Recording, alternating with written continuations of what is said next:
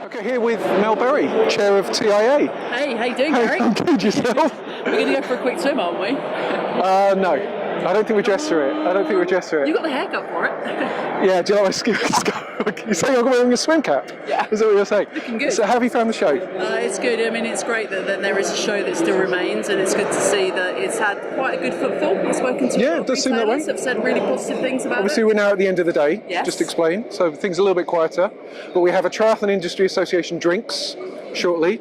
Obviously, the triathlon industry does drink, not just training all the time. How, maybe just talk a bit about the TIA and what your hopes for the Triathlon Industry Association are this year. And Yeah, I mean, we've seen, a good increase. Obviously, you do the kind of research that proves that we've seen, obviously, kind of last year double-digit growth, which is great based on the economy, which is probably a little bit turbulent at the time. And I think we've worked, more collectively together and collaboratively together. And, today is a testament. British Triathlon are going to host us. Yeah. And obviously, we're meeting kind of next week with the guys there to look at, how we address some of the issues which are growing in certain aspects. On that point, we've seen in the US, USA Triathlon and Ironman getting together with the Time to Try initiative. Yeah. Triathlete magazine putting up $100,000 worth of free advertising, which is good for them if they, that commitment. Do you think we could see something similar here, that the industry could work with the governing body to try and boost triathlon? Because obviously they're looking at 100,000 extra triathletes in the US by 2020. Is it something that perhaps we could do here in the UK? I think it's a necessity. Any sport or our industry has to work a bit more collaboratively together. We're seeing that we are following the US, and if that is the case, then we're going to see a decline. We talked earlier about events. I look at some of the friends that are in the triathlon club, and talked about Bala being an example. Is they're crying out to people that then said, "Oh, I'm going to come and do it." To say, well, if you are, you need to enter. If not, then we as an event won't exist anymore. So the industry. So do you think that is an issue? Because there is this delay. It used to be that races would sell out early, and then the time people leave it. Now, obviously in the UK we don't quite have the weather, so people will perhaps leave it closer to race weekend to determine whether it won't be biblical epic storm. So how does a brand, or I suppose a race organiser or anybody get that early sign up? That's a difficult thing to do, isn't it? Particularly in the domestic UK market. Yeah, and I think that's back to the point about being a bit more collaborative and a bit more insight driven. If you look at other industries, CRM is a necessity for them. I don't think that we do that very well. I don't think we do the customer journey very well. I think many event organisers, and we addressed that last year at the TIA, is they take the money and they run and then they leave. And again, the experience that athlete has, we know that a lot of people are coming in that have never done triathlon before, but we expect them to be able to survive an Ironman without little training. So there's again the need to link that into coaching and knowledge, because if we can keep people, we can keep a customer, which means that we're going to grow our numbers rather than losing them to the next sport that they want to take on. Coaching is a really interesting example, because it does appear to be the area that's a little bit neglected. I mean, we have some coaches who are members of TIA, which is great.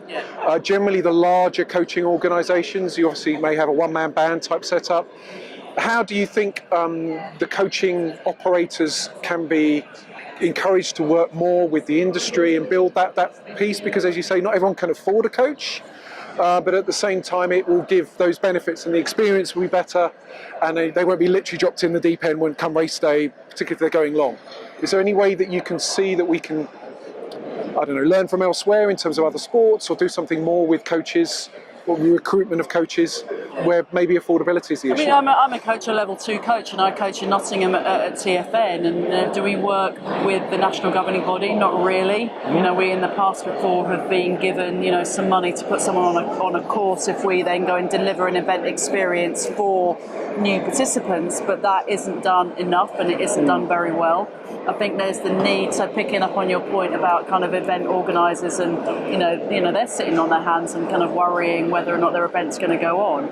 If you look at that customer journey, and I'm talking to kind of Andy Salmon, last week. British Triathlon. British Triathlon. There is the necessity to look at membership and how you then keep that member there, and actually how do you start and how do you continue. So back to your other point around kind of events is there has to be a way that then as either part of your event entrance you get some knowledge, and maybe you upskill that to then, or upsell it to then say, okay, well I get a basic 10-week plan, but if you want a bit connectivity, we know that we can do that through podcasting and other ways to get that. Surely it's a real positive for everybody on that side.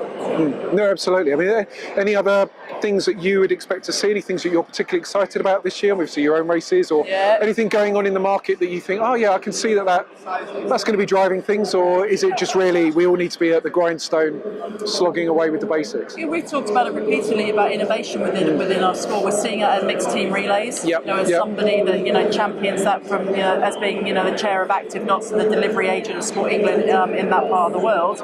It's going to be interesting to see that now that British Triathlon have taken over the active delivery of that. Are they going to get the people that they want to? It's on a Thursday evening, so that then starts to kind of change. Well, is that better? Because people aren't committed to kind of weekends. But what else can we do? We're both established veterans within the sport, and I know that I've been lost to it. I'm doing Vietnam half Ironman this year because it doesn't, being honest, it doesn't necessarily excite me in the way that it did a decade ago. No, indeed, and I suppose that's the challenge that everyone has, to re-engage, re-excite people and turn people onto the sport, which is certainly happening. I think that we've got a good buzz here. It seems to have people just gathering around, which is nice. So yeah, great. I mean, I suppose the next thing we'll see TIA members in Nottingham because we have a meeting there. And anything you want to just say about TIA, why companies should join as a kind of final point? I mean, there's a variety of different things. You've got some strangers kind of wandering past. He's not that strange, a little bit. We're looking at how do we collaboratively share our knowledge? How do we collaboratively, share our kind of passion for the industry? We all want it to exist. We stay in it for a reason, and I think that's because we genuinely are interested. You put together an amazing piece of research that gets used, but probably not used to its best, and you know that. And how does then that get that people then can see, I've gained new business, and we've talked about how, and we've changed it significantly. It's networking, so people actually get to see each other, and they get to know each other, and that's the day. And they develop relationships, and commercial things happen. Absolutely. And we're looking forward to obviously Paul Shanley's Spongy Bob haircut later. That we've obviously got the lovely Simon Griffiths in our background here. Swimming brings travel. Well, on that note, we should really go for a beer. Let's go and enjoy it. Great. Thanks, guys.